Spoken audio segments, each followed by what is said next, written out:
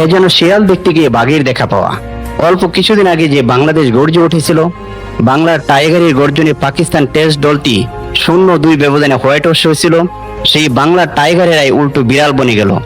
জিম্বাবুয়ের কাছে ধরাশায়ী হলো ইনিংস ব্যবধানে। হ্যাঁ, 2002-2003 সেশনে জিম্বাবুয়ে জাতীয় দল ও জিম্বাবুয়ে ক্রিকেট বোর্ডের সঙ্গে দ্বন্দ্বের পর জিম্বাবুয়ে দলের মেরুদণ্ড ভেঙে পড়ে। আজ 24-25 বছর পর মনে হচ্ছে মেরুদণ্ড সোজা হতে চলেছে জিম্বাবুয়ে ক্রিকেটের।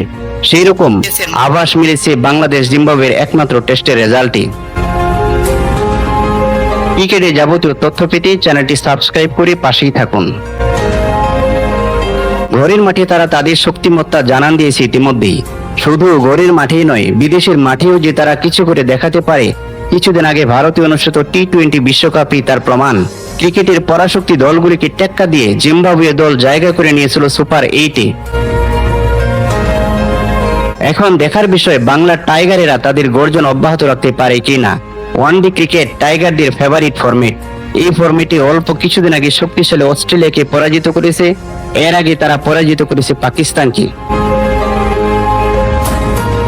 এবার বিদেশের মাটিতে নিজেদের প্রমাণ করার পালা।